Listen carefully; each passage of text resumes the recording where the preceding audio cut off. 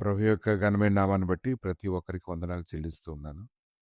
ఈ ఉదయకాలాన్ని శ్రేష్టమైనటువంటి జీతాన్ని పొందుకోవాలని ప్రతి ఒక్కరు కోరుకుంటూ ఉన్నారు.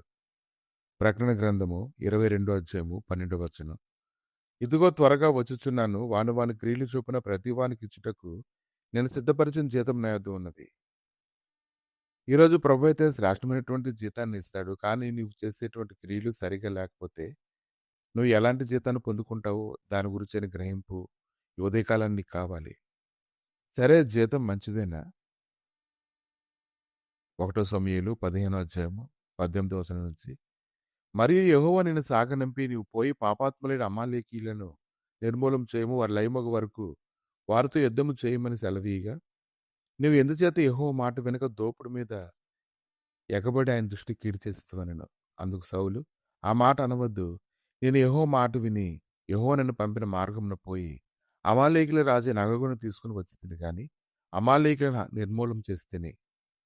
అయితే గిల్గాలులో నీ దేవుడైన యెహోవాకు బలి అర్పించుటకై జనులు సబితములో గొర్రెలలోను ఎడ్లలోను ముఖ్యమైన వాటిని తీసుకుని వచ్చారని సమూయేలుతో చెప్పాను. ప్రభువు మాట్లాడుతున్న పరిశుద్ధమైన దానికి మనం పులిసిన దాన్ని మనం కలపకూడదు. మన ఆలోచనలు ఎప్పటివి? ఈరోజు నీకు శ్రేష్టమైనటువంటి జీతం నువ్వు కావాలనుకుంటే, ఈరోజు దైవ సన్నిధికి వచ్చేటువంటి నీవు ఎటువంటి దాన్ని నువ్వు గ్రహించుకుంటున్నావో నువ్వు తెలుసుకోగలగాలి. నీ సొంత ఉద్దేశాలకి, నీ సొంత ఆలోచనలకి నువ్వెందుకు చోటిస్తూ ఉన్నావు? దానివల్ల నీకు ఏ ఏ ప్రతిఫలం అయితే నువ్వు పొందుకోవాలనుకుంటున్నావో అది తారుమారైపోతూ ఉంటుంది. అందుకు సమూయేలు, తాను సెలవిచ్చి నాకిన ఒకడు గైకొనటం వల్ల యెహోవా సంతోషించినట్లు ఒకడు దహన బలులను అర్పించడం వల్ల ఆయన సంతోషించిన. ఆలోచించుము, బలులు అర్పించుట కంటే ఆజ్ఞను గైకొనుటయు, పొట్టేళ్ల క్రొవ్వు అర్పించుట కంటే మాట వింటే శ్రేష్టము. తిరుగుబాటు చేయుట సోద చెప్పుటి అన్న పాపంతో సమానము. మూర్ఖతను అగపరచుట మాయా విగ్రహము గృహదేవతలను పూజించుటతో సమానము. ఈ మాటలు మనం చాలా స్పష్టంగా గ్రహించుకోగలగాలి. తిరుగుబాటు ఎప్పుడైతే చేస్తామో సోది చెప్పడంతో సమానమైపోతుంది. మూర్ఖత్వంగానే నువ్వు కనపరిచినట్లయితే మాయా విగ్రహాలని గృహదేవతల్ని పూజించడంతో సమానమైపోతుందని ప్రభు మాట్లాడుతున్నారు. అప్పుడు నీకు ఎలాంటి జీతం కలుగుతుంది?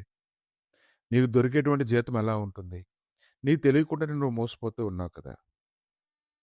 ఇది ఎక్కడికి దారితీసిందంటే యెహోవా ఆజ్ఞను విసర్జించు కనుక నీవు రాజుగా ఉండకుండా ఆయన నిన్ను విసర్జించిననుగా సౌలు జనులకు జడిసి వారి మాట వినినందున నేను యెహోవా ఆజ్ఞను నీ మాటలను మీరు పాపం తెచ్చుకుంటుని. కాబట్టి నీవు నా పాపం పరిహరించి నేను యెహోవాకు మొరక్కున్నట్లు నాతో కూడా తిరిగి రమ్మని సమూయేలును వేడుకొన్నాను. అందుకు సమూయేలు, నీతో కూడా నేను తిరిగి రాను. నీవు యెహోవా ఆజ్ఞను విసర్జించు గనుక ఇశ్రాయేలు మీద రాజుగా ఉండకుండా యెహోవా నిన్ను విసర్జించనని చెప్పి వెళ్ళిపోవాలని తిరగగా సౌలు అతని దుప్పటి చెంగు పట్టుకున్నందున అది చిరిగెను.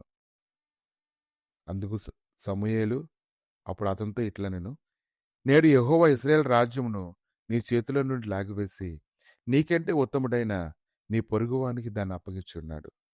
మరియు ఇశ్రాయేలుకు ఆధారమైన వారి నరుడు కాడు, ఆయన అబద్ధమాడుడు, పశ్చాత్తాపపడడు. ఈ యొక్క సంగతులు కానీ మనం ధ్యానించినట్లయితే చూడండి, దేనితో ఏది సమానమైపోతూ ఉందో. దేవుని సన్నిధితో నీ ఉద్దేశాలు కానీ కలిపినట్లయితే అది వేరే విధమైన దాంతో సమానమైపోతూ ఉందో. అప్పుడు నీకు వచ్చేటువంటి జీతం ఎంత? కాబట్టి ఉదయకాలాన్ని నువ్వు దైవ సన్నిధికి వచ్చేటప్పుడు ఆయన ఏం మాట్లాడుతున్నారో దాని మీద దృష్టించి అలాగే చేయడానికి, అలాగే దేవుని సంతోషపెట్టడానికి, అలాగే నీ క్షేమాభివృద్ధి నీకు నీ కుటుంబానికి కలగడానికి నువ్వు సిద్ధపడు. అది నీకు ఎంతో మంచిది. ప్రభా, ఈ ఉదయకాలాన్ని తండ్రి నేను లేఖనాలు వినడం ద్వారా నేను ఇదిగో తండ్రి దుష్టుడి యొక్క తంత్రాలన్నింటినీ ఎరిగి తప్పించుకుంటాము కనుక మీరు మాట్లాడేటప్పుడు ప్రభా మాటలు లోబడ్డానికి కావాల్సినటువంటి బలమును దేవ అనుగ్రహించండి తండ్రి. నీ మాటలు వింటూ ఉన్నప్పుడు హెచ్చరికైనా గద్దింపులైనా వాటికి లోబడడం ద్వారా అధికమైనటువంటి మేలు పొందుతామనేటువంటి సంగతి ప్రతి ఒక్కరూ తెలుసుకొని లోబడినట్లుగా కృప దయచేసి మహిమ పొందమని యేసుక్రీస్తు నామములు అడిగి వేడుకుంటున్నాము తండ్రి. ఆమేన్.